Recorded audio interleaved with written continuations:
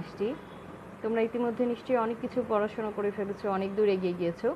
তো আমাদের আজকে যেই আমরা পড়ব যেই সাবজেক্ট বা যে চ্যাপ্টার, সেটা হচ্ছে আমাদের ইংরেজ আমলে বা ইংরেজি উপনিবেশিক শাসন আমল, অথবা আমাদের যে সেই স্বাধীনতা সূর্য অস্তমিত হওয়ার সময় থেকে নিয়ে একদম আমরা বাংলাদেশ পর্যন্ত চলে আসব।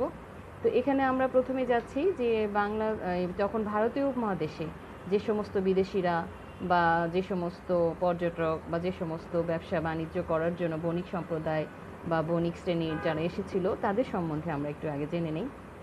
তো আমরা জানি যে যখন ইংরেজ আমল শুরু হয়েছে অথবা ইংরেজ আমলের আগেই আমরা পাচ্ছি যে 1400 শতক থেকেই ভারতীয় উপমহাদেশের দিকে সমস্ত বিদেশিদের দৃষ্টি নিবদ্ধ ছিল। তারা চেষ্টা করছিল ভারতে আসার জন্য, ভারতের ধন ঐশ্বর্য সম্পদ এগুলোর দিকে তাদের একটা প্রলুব্ধকর একটা দৃষ্টি পড়ে গিয়েছিল। তারা চেষ্টা করছিল যেভাবেই হোক ভারতে এসে এগুলো ধন সম্পদগুলো আয়ত্ত করার জন্য। তো আমরা যখন দেখছি যে যখন 1400 শতকে যেমন পাচ্ছি আমরা 1492 খ্রিস্টাব্দে, যখন তার আগে থেকেই যখন ভারতীয় উপমহাদেশের সাথে বাণিজ্যিক সম্পর্ক সম্প্রসারিত হয়েছিল, তখন আরব বণিকরা এবং সেই সাথে আরও বিদেশি বণিকরাও এদেশে আসছিলেন।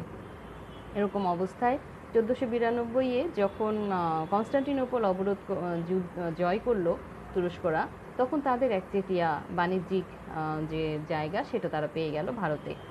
তখন এই আরব বণিকদেরও সমস্যা হয়ে যাচ্ছিল, আবার ইউরোপীয় যারা ব্যবসা বাণিজ্য করার জন্য এদিকে আসার চেষ্টা করছিল তাদেরও একটা সমস্যায় পড়তে হলো।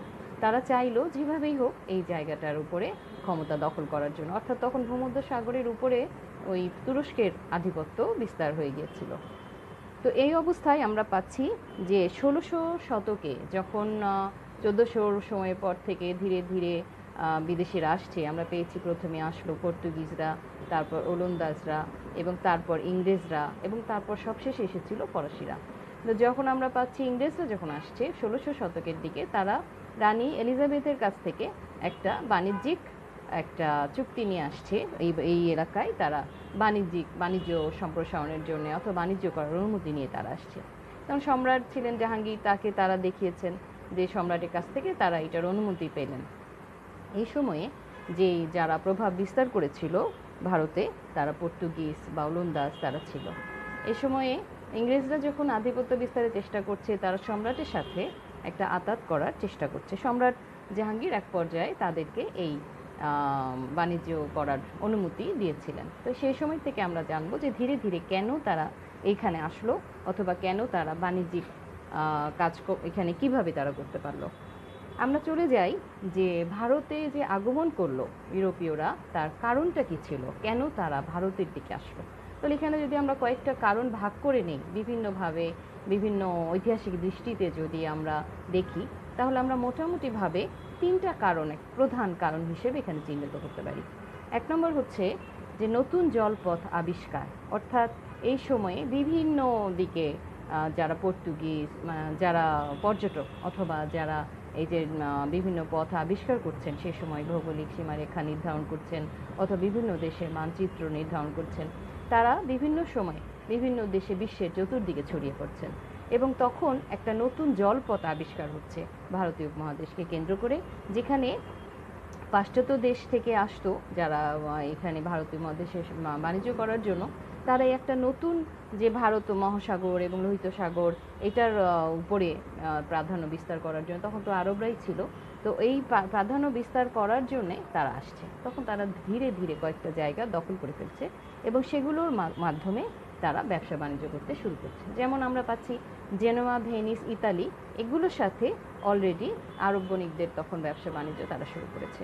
এবং সেই সময়ে ইউরোপের সব জায়গায় আরবরাই মোটামুটিভাবে ব্যবসা করে আসছে। কারণ ইউরোপরা চিন্তা করলো যে ওরা যেহেতু আমাদের এদিকে চলে এসেছে, তাহলে আমরা এমন কোথাও যাই যেখানে আরবের আধিপত্যবাদ নেই।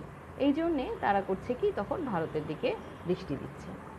2 নম্বর আমরা পাচ্ছি অজানাকে জানার ইচ্ছা, অর্থাৎ প্রত্যেক সময়ই আমরা দেখছি পর্যটকরা, বিভিন্ন পর্যটক, ভূপর্যটক বলি বা ঐতিহাসিক বলি বা যারা এরকম এক দেশ থেকে আরেক দেশে ঘুরে বেড়ান, ভ্রমণ পিয়াসু, তাদের একটা অজানাকে জানার অদম্য ইচ্ছা আজীবন ছিল বা থাকবে। তাদেরই একদল তারা করছে কি, যে এই সাইডটা অর্থাৎ ভারতীয় উপমহাদেশের দিকে আমাদের যাওয়া হয়নি, বা এরকম একটা জায়গা আছে যেখানে বলা হচ্ছে প্রচুর ধনরত্ন লুকায়িত আছে এখানে, বা মাটির নিচে, বা এখানের যে নৌপথ, সমুদ্র বন্দর, সমুদ্রের ভেতরে অনেক কিছু আছে।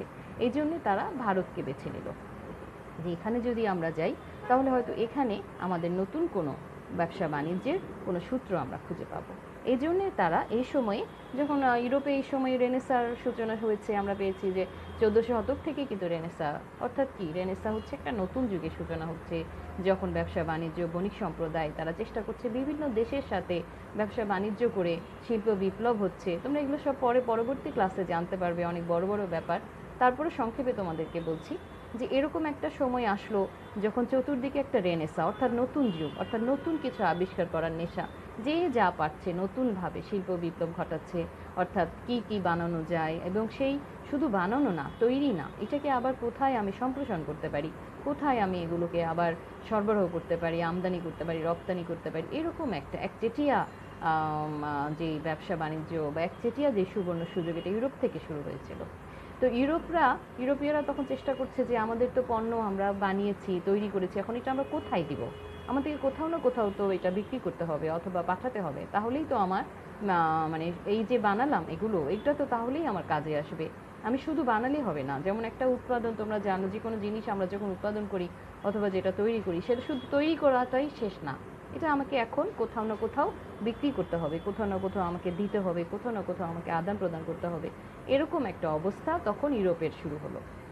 ইউরোপরা তখন করলো কি, যে তখন তারা এই যে সমুদ্রপথ, নতুন সমুদ্রপথ আবিষ্কার হচ্ছে, বা সমুদ্র পথের মাধ্যমে, যেহেতু আরবরা আসছে অনেক দূর থেকে, আরবরা এসে এই মধ্যপ্রাচ্য বা এই যে ভারতীয় উপমহাদেশ, এটার উপরে তারা প্রভাব বিস্তার করছে, তাহলে আমরা অন্যভাবে যদি যাই, যে আমরা অন্যভাবে কিভাবে, কোন দিক দিয়ে যে আমরা এটা করতে পারি।